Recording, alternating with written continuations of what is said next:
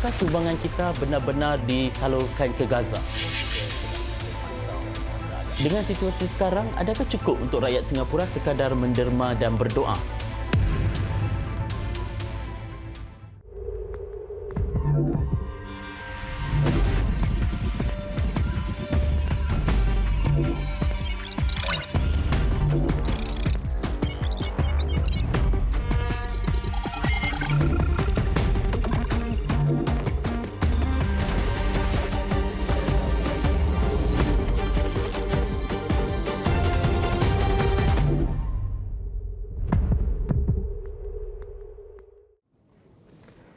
Saudara, esok genaplah perang Israel-Hamas sudah berlarutan selama 2 bulan.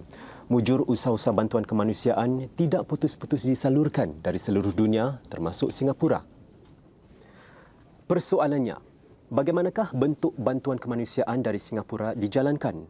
Apakah pula cabaran-cabaran yang perlu diharungi pertubuhan-pertubuhan tempatan? Ini lebih-lebih lagi dengan kedudukan Singapura yang berkawan dengan semua, bermusuh tiada.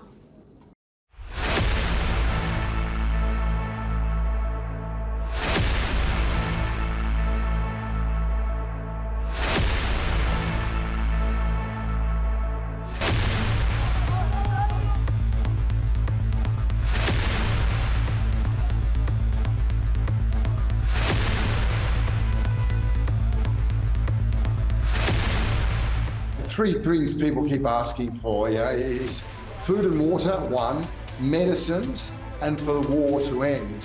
I had a person say that to me, are you here to end the war? Are you here to end the war? And what to say? No, your life is being decided elsewhere. We're here to stop the bleeding. Setelah hampir 2 bulan, gencatan senjata sementara akhirnya berjaya dicapai. Detik bertemu dengan 3 wakil Pertubuhan Bantuan Kemanusiaan Singapura lalu bertanyakan mereka soalan-soalan yang sukar. Dan yang pertama, apakah gencatan senjata sementara itu memadai? Melalui gencatan senjata ini lebih banyak truk kemanusiaan ini dapat masuk dan dengan selamat. Adakah ia mencukupi? Saya rasa tidak. Kerana skala kesengsaraan di sana memang luas, mendalam dan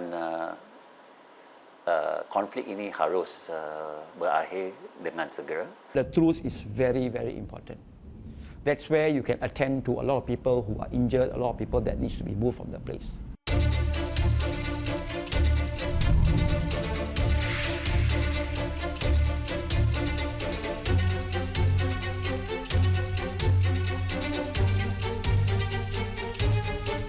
Namun, adakah dana itu benar-benar sampai kepada para mangsa di Gaza?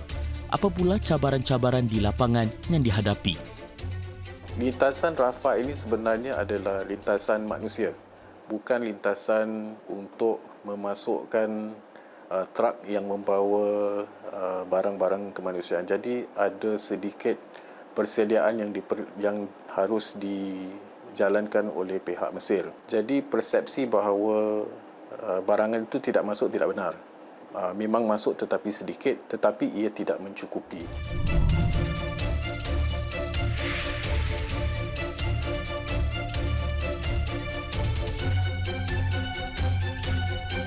Memandangkan Rafah Crossing adalah satu-satunya laluan bantuan ke Gaza dan semua organisasi bantuan antarabangsa telah terbang masuk ke Kahira untuk koordinasi relief efforts-nya. Prosedur yang padat dan asing itu bukan sahaja memerlukan Humanity Matters untuk menyesuaikan diri, malah juga pihak agensi tempatan. Ini belum lagi mengambil kira cabaran dari aspek politik. Krisis kemanusiaan kali ini adalah rumit. Tambahan lagi, ianya secara langsung melibatkan beberapa negara yang berkongsi sempadan wilayah. Ditambah pula dengan dinamik global yang lebih luas dan keinginan atau interest antarabangsa yang berbeza-beza. Meskipun sukar mengendalikan operasi bantuan, apa yang diusahakan Humanity Matters ada sentuhan unik Singapura. Banyak tangan terlibat dari pelbagai latar belakang dan agama. usaha kolektif itu mencerminkan jiwa perpaduan Singapura. Kami agak bertuah ya kerana kami dapat bertindak balas dengan secara segera memandangkan rangkaian rakan kongsi kami yang sedia dari sektor agama dan juga sektor swasta.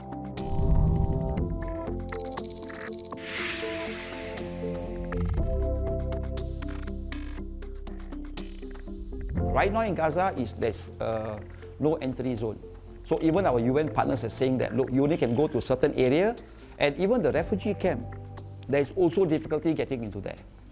And even the supplies that are getting into Gaza itself are also being monitored. Jadi bagaimana untuk mengetahui jika semuanya disumbangkan itu benar-benar membantu mereka di Gaza? What I think we want to do is what the ground needs at this point of time. And I think that's very important. We need to have ground assessment. Without ground assessment, I think we are going to face a lot of challenges. And we cannot go in blind. No way. You need to assess the situation.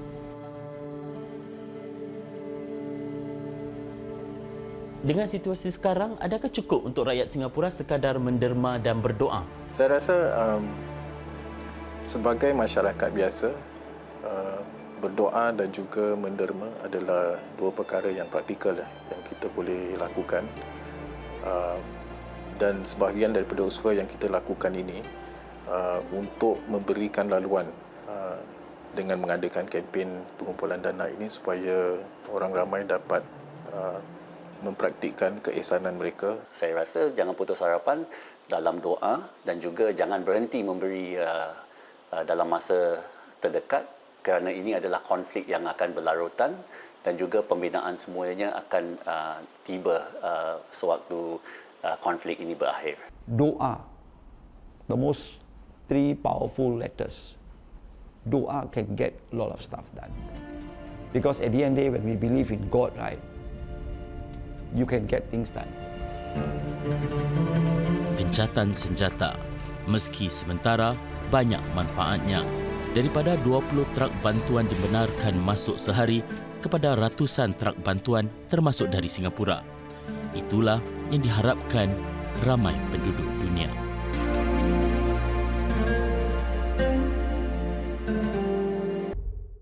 Perang Israel-Hamas adalah sesuatu yang sukar dan rumit untuk diselesaikan. Di sebalik politik, retorik dan pertumparan darah, kini timbul pula keperluan yang lebih mendesak, iaitu untuk menghulurkan bantuan kemanusiaan. Ini bukan sahaja dilakukan oleh badan-badan kemanusiaan. Mereka turut dibantu oleh agensi-agensi pemerintah.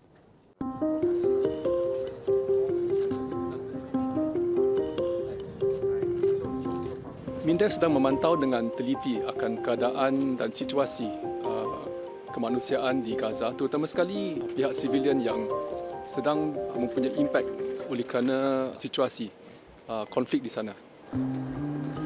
Seminggu lalu, hampir 50 pegawai Angkatan Bersenjata Singapura SAF bersama barangan bantuan kemanusiaan dikerahkan Singapura ke Gaza.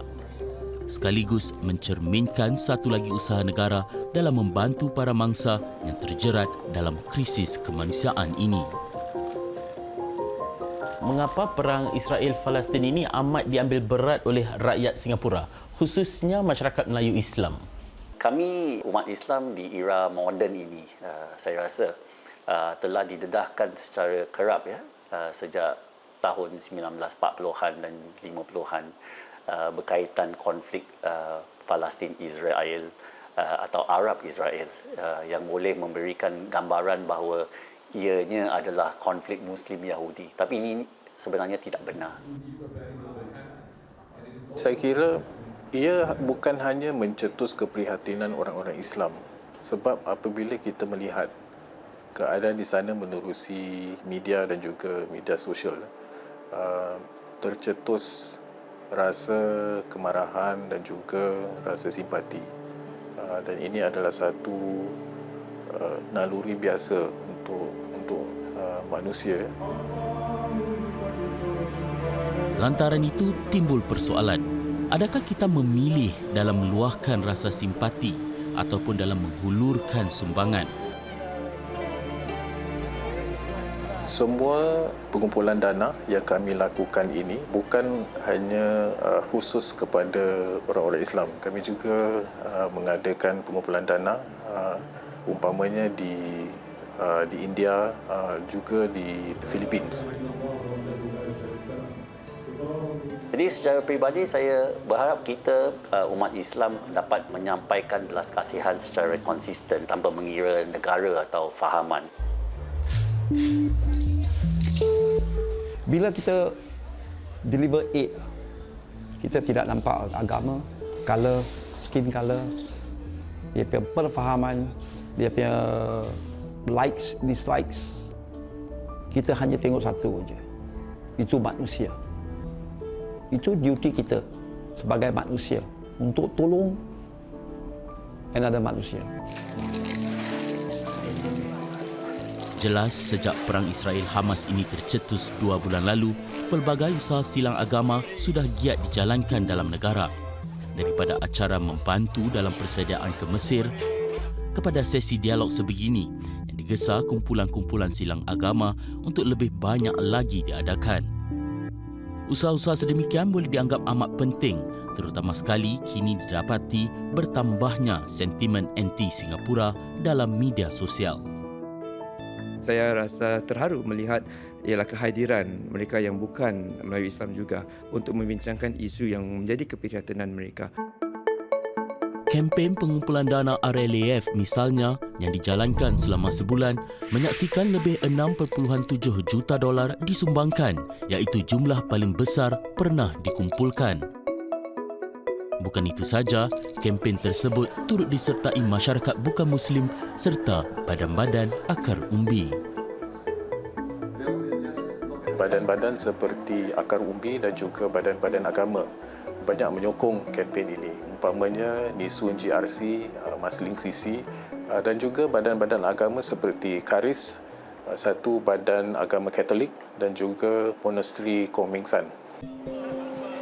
Malah bukan saja golongan lebih dewasa yang bukan Muslim sahaja terlibat dalam usaha-usaha sedemikian, golongan belia bukan Muslim juga didapati menunjukkan perpaduan dengan cara mereka tersendiri.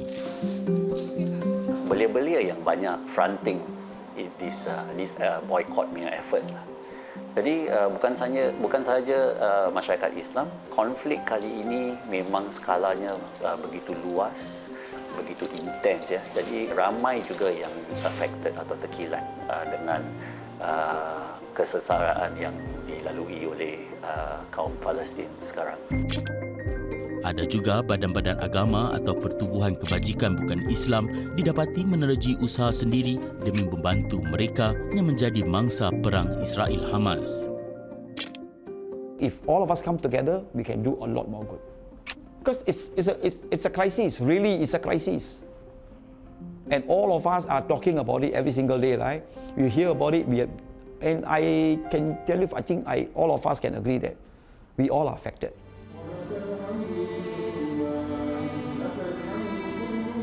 Sebagai sebuah negara yang kecil yang bermodalkan keutuhan ekonomi serta keharmonian penduduknya, kedudukan Singapura seharusnya berbeza dengan negara-negara lain.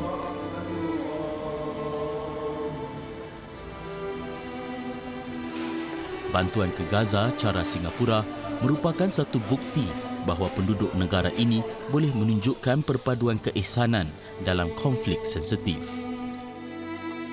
We cannot choose. We cannot say, okay lah, the Sikhs got problem, their problem lah, don't bother. Mesti ini bukan macam ini. Atau Singapura, orang Singapura. Kita macam satu family, satu kampung lah.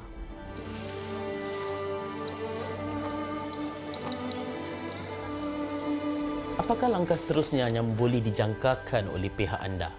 Setakat ini kami sedang berhubung dengan rakan kongsi di lapangan di Gaza dan memantau keadaan dengan lebih teliti dan juga menilai keperluan jangka pendek dan juga jangka panjang untuk menyusun strategi di mana kami akan menjadi lebih konstruktif ya dan efektif. The programs that we may run is basically food, water, and The other one is clothing. And most important, medicine. That I think we are now talking to partners here in Singapore as to how we can deliver all of this. Kami akan salurkan paki derma itu kepada UNRWA yang akan menjalankan tugas mereka lah. Dan kami akan berusaha untuk membuat lawatan di Gaza bagi kerja-kerja pemantauan, tetapi kami diberitahu hanya boleh memasuki Gaza apabila keadaannya lebih tenang. Saudara, perkembangan terkini membayangkan usaha gencatan senjata sebelum ini gagal dengan pengorbanan jiwa terus disaksikan. Lantaran itu, bantuan ke Gaza cara kita yang ternyata lain dan tidak sepatutnya menjadi perbandingan dengan negara-negara lain perlu diteruskan.